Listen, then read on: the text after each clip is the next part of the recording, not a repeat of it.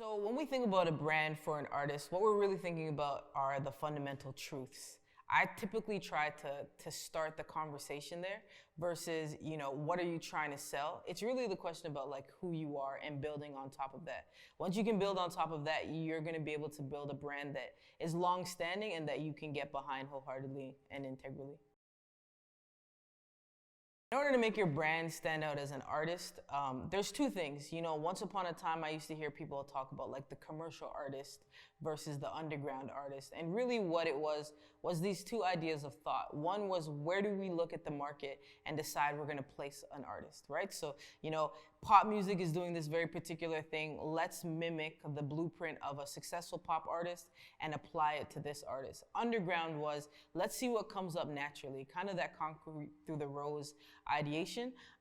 And you get to figure out how you want to position yourself. But me personally, when I build brands, whether it's for artists or for companies, I always go back to that fundamental truth. Like, what is a characteristic or feature that is going to be unchanging about you, so that you really get to develop your audience segment from that space. So, for example, I'm vegan.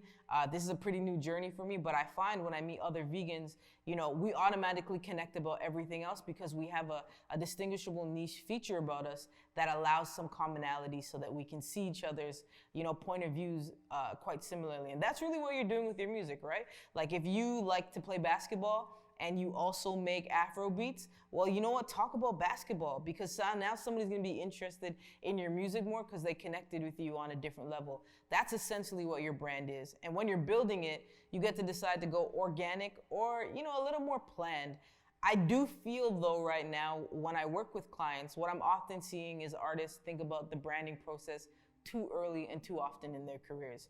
You don't want to be thinking about how to position yourself as a brand if you haven't positioned yourself as an artist. Make music, put music out, let people decide how they want to interact with you. All those YouTube comments, go read them. Whatever people are saying to you is pretty honest based on the demographic you're reaching. Your music might not be bad, but maybe it's the wrong demographic. You might not have a great song because it needs better production. Someone in those comments have probably told you that. Also, on the other end, one of my favorite strategic plans that I would do for artist engagement was around SoundCloud. Artists sharing apps and websites are a great way for you to engage with people who genuinely want to engage with music. For example, on SoundCloud, even if you have 3 people like your music, go find out who those 3 people are, what they like to do, and where they live. You're going to start to see some commonalities in all the people who like your music. Once you start to notice, I talk to 100 people, 100 of these people all like to play 2K. Well, there's a good chance that gamers are your audience. Once you figure that out, go and build your brand. Start your Twitch channel, play some games, but don't think about building your brand before you know who you are.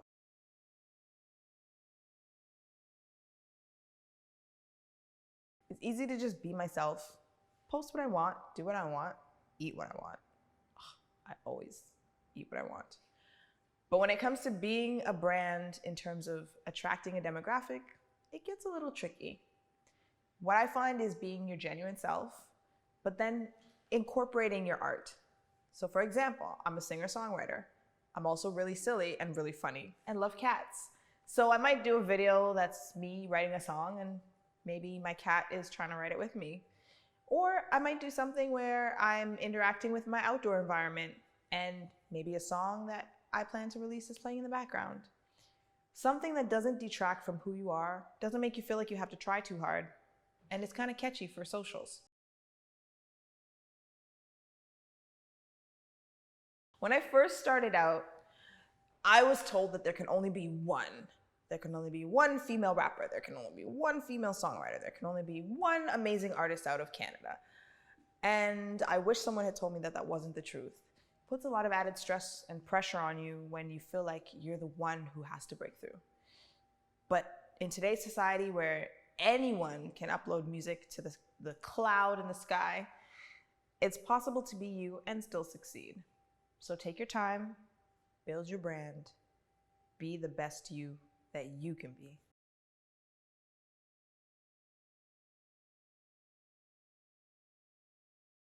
The best way to use social media to promote your music is to look at the artists that you are similar to or the artists that you really like and see how they engage with their audience. You can also just try to be organic and be yourself, which doesn't always hurt, and you can see what works from there. Take notes of who responds, how they respond, and how often they respond, and if those actual responses lead to new fans of your music.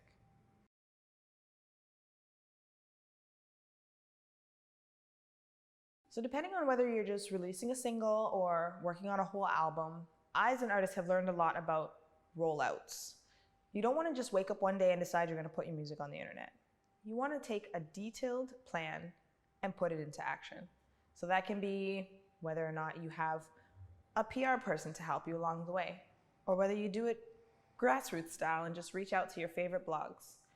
Everybody has to find their own path, but the path is yours to find. Depending on the type of demographic you're trying to target, there may be certain social media platforms that might have a larger group that uses them primarily. For example, TikTok has become very popular because of the dance community. And while the comedian community is also picking up steam on TikTok, they're also having a great following on Instagram. So it all depends on how you want to reach your audience and with what methods. Just give it a try.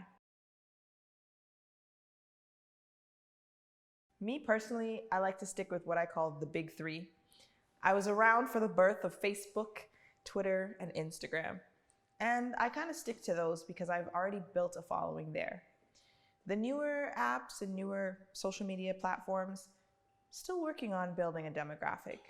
But once you've figured it out on the big three, you can always transfer or promote your newer social media platform.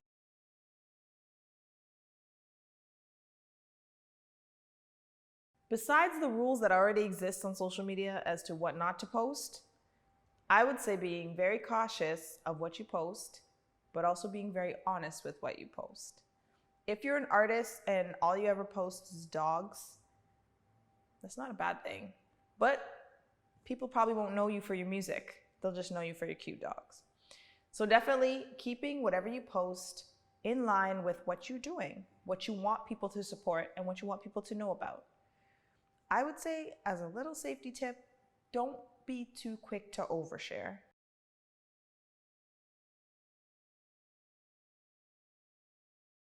Geography often comes up when artists think about their ability to be successful. I'm from a small town, I'm from a big city, but what you're gonna hear from both sides, from a population of 500 to 5 million, is that there's a hard time feeling like you can be recognized.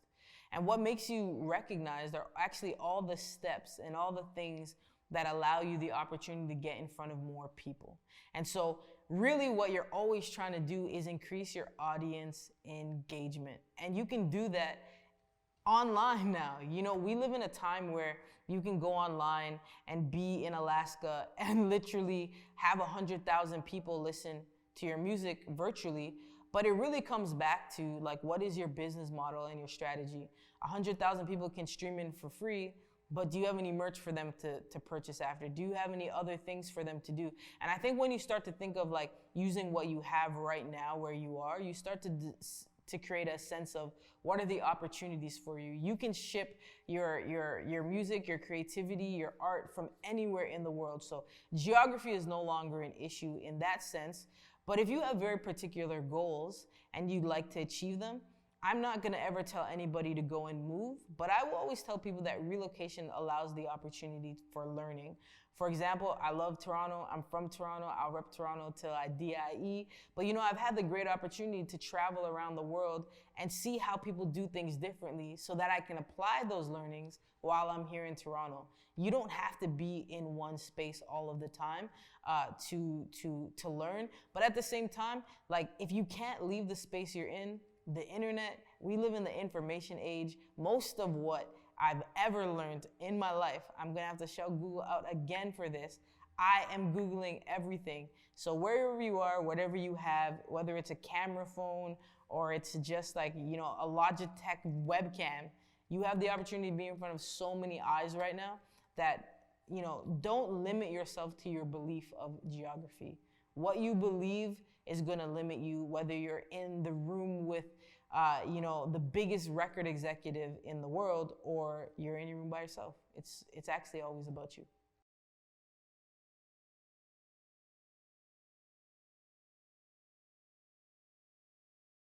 When we think about like live music versus online, there is no such thing. So analog and digital have to live together. So you go to the store to get your smartphone, and that's how you should think about your career. You go, you do something, you take what you've done and you put it online. Very recently I've noticed this really big shift to artists wanting to create, social content. They want to create social content. And the conundrum in that of itself is that you first need to be social to create content.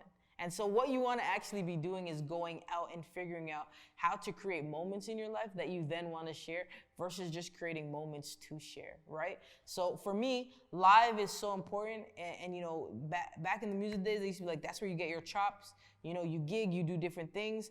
But I do think that there's a big part of live that prepares you for a long career, a long-standing career, in a way that being online doesn't. And recently, actually, there was a huge festival that, all of the latest social media records that have gone #1, a lot of those people performed, none of them really moved the crowd. And so we have this conversation now of how do you grow your actual skill set if the only place you've ever performed is online? Some of the greatest performers that we love to this day are still performing and have been doing so for 40, 30 years, tribute concerts, all of those things. Like, I always ask myself, even for myself as an executive, is like, what do I want people to remember about me, and where do I want this particular skill set to take me in 30, 40 years?